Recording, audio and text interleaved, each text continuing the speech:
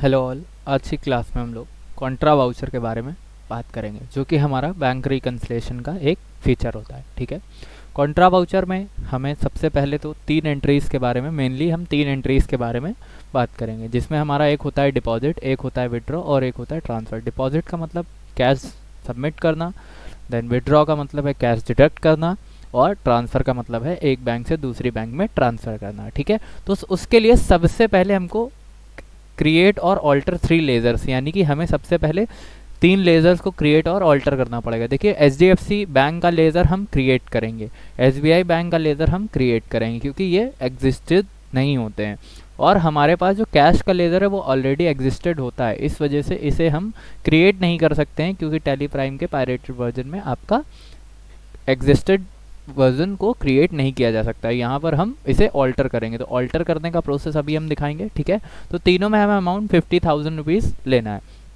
इसके बाद हमें ये एंट्रीज पास करनी है। सबसे पहले हमें डिपॉजिट करना है 40,000 कैश एचडीएफसी बैंक में, ये डिपॉजिट हो गया। Then withdraw 50,000 cash from HDFC bank. हमें क्या करना है, फिर उसी एचडीएफसी बैंक जिसमें हमने 40,000 रुपये डाले थे उससे 50,000 रुपये निकाल लेने हैं, डिडक्ट कर लेने हैं। देन उसके बाद हमें 20,000 रुपये एचडीएफसी बैंक से एसबीआई बैंक में ट्रांसफ़र करने हैं। ठीक है, उसके लिए हम प्रोसेस करेंगे, और एक चीज़ हमेशा याद रखिएगा कि जब भी आप इस प्रोसेस को कर लें तो आपको चेक करना है कि कौन से बैंक अकाउंट में कितनी अमाउंट वैल्यू पड़ी हुई कौन से लेज़र में।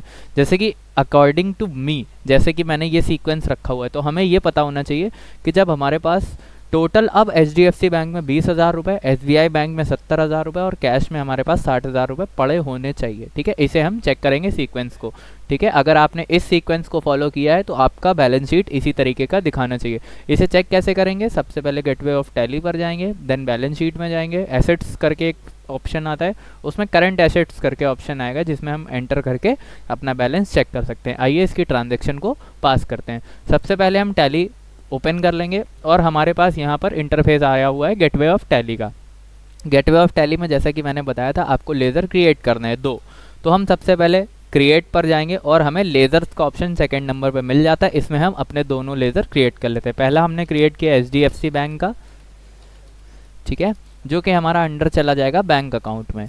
बैंक अकाउंट में डालने के बाद जैसे कि हमने इसमें ओपनिंग बैलेंस डालना है, इसलिए हम यहाँ पर ओपनिंग बैलेंस 50,000 रुपये मैंने इनपुट कर दिया है। ठीक है, देन इसके बाद दूसरा हम बनाते हैं एसबीआई बैंक, ठीक है, स्टेट बैंक ऑफ इंडिया, जो कि हमारा स्टिल बैंक अकाउंट में रहेगा, और इसे हम इसमें भी अमाउंट डालेंगे 50,000।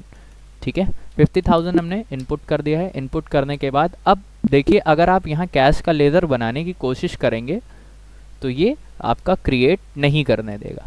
देखिए क्या बोला, name already exist, enter a different name. इसलिए जो कि कैश का लेज़र हमारे पास प्री डिफाइन होता है उसे हम क्रिएट ना करके सेकंड ऑप्शन आता है गेटवे ऑफ टैली पर जा करके ऑल्टर। ऑल्टर में हमें लेज़र ऑल्टर करना है, जो कि हमारा कैश का है, तो हम कैश सेलेक्ट करते हैं। कैश सेलेक्ट करने के बाद जो कि हमारा अंडर कैश इन हैंड ही जाएगा। ठीक है, हम इसे चेंज नहीं करेंगे, और इसमें जस्ट अमाउंट हमें फिलअप करना है 50,000। अब देखिए हमारे पास टोटल ओपनिंग बैलेंस 1,50,000, क्योंकि 3 लेज़र है हमारे पास, तीनों में 50,000 रुपीज़ पड़ा हुआ है, तो 1,50,000 रुपीज़ हमारे पास टोटल अमाउंट आ चुका है ओपनिंग बैलेंस। अब हम एंट्री पास करने जाएंगे। एंट्री पास करने के लिए go to gateway of Tally, then voucher. सबसे पहले हमें पता होना चाहिए कॉन्ट्रा वाउचर की शॉर्टकट की, जो कि हमारी F4 है। ठीक है, F4 प्रेस करेंगे तो आपके सामने कॉन्ट्रा वाउचर ओपन हो जाता है। अब इसमें सबसे पहला प्रोसेस हमारा कैश डिपॉजिट करना है। ठीक है, तो क्योंकि कैश डिपॉजिट हो रहा है इसलिए क्रेडिटर में कैश रहेगा। ठीक है, क्योंकि हम कैश सबमिट कर रहे हैं। कैश देखिए हमारे पास कैश में अभी कितना अमाउंट है 50,000, जिसमें से हमने 40,000 जो है 40,000 रुपये डेबिट कर दिया कहाँ पर, एचडीएफसी बैंक में। और यहाँ पर देखिए 50,000 था और 40,000, यहाँ करंट बैलेंस में हमारा 10,000 बचा हुआ है, और यहाँ पर 90,000 हो चुका है। ठीक है, हम इसे मैंने कहा 2,000 के 20 नोट मैंने डाल दिए हैं, जो कि 40,000 का अमाउंट बनता है। जैसे हम स्लिप भरते हैं उसी तरीके से आता है, तो ये हो गया डिपॉजिट। देन हमें विड्रॉ करना है, तो विड्रॉ करने के लिए अब क्योंकि एचडीएफसी से विड्रॉ कर रहे हैं तो सीआर में हमारा एचडीएफसी बैंक हो जाएगा। मैंने कहा 50,000 इससे विड्रॉ कर लो।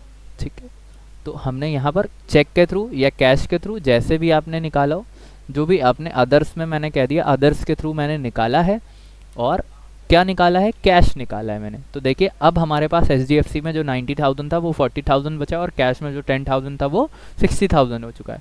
ठीक है, तो ये हमारा डिपॉजिट हो गया और विड्रॉ हो गया। अब हमारे पास एक ही फीचर है जो कि है ट्रांसफ़र का, जिसमें हम HDFC बैंक से क्रेडिट कराएंगे 20,000 रुपीज़, ठीक है।